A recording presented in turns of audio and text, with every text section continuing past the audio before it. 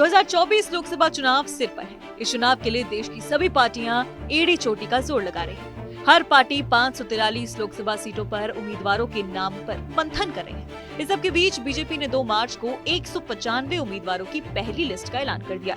इस लिस्ट में देश के सबसे बड़े सूबे यानी उत्तर प्रदेश की 80 सीटों में से 51 लोकसभा सीटों पर प्रत्याशियों के नाम की घोषणा कर दी गई।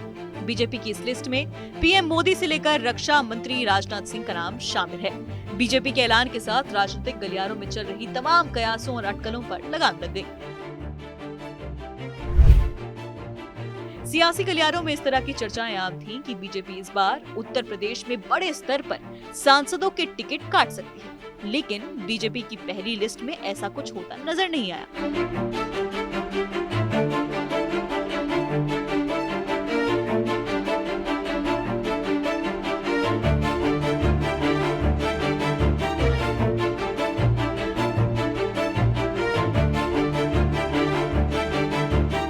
इसकी उलट इस सूची में तो 47 मौजूदा सांसदों को दोबारा से टिकट दिया गया है। वहीं जिन लोकसभा सीटों पर बीजेपी ने नए चेहरे उतारे हैं, उन पर बीजेपी को पिछले चुनाव में हार का सामना करना पड़ा था। तो एक तरह से सियासी गुणागणित के हिसाब से देखा जाए तो बीजेपी ने कैंडिडेट लिस्ट में 100% पुराने और जिताऊ चेहरों पर ही दांव खेला है।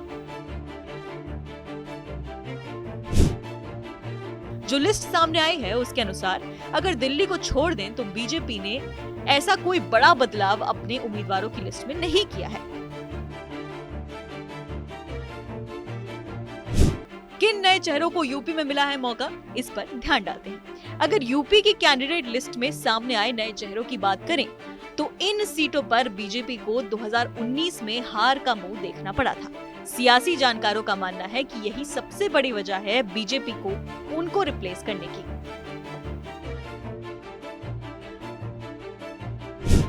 नए चेहरों में जौनपुर से कृपाशंकर सिंह शामिल हैं, अंबेडकर नगर से रितेश पांडे, श्रावस्ती से नरेंद्र मिश्रा के बेटे साकेत मिश्रा और नगीना से ओम कुमार को उम्मीदवार बनाया गया है।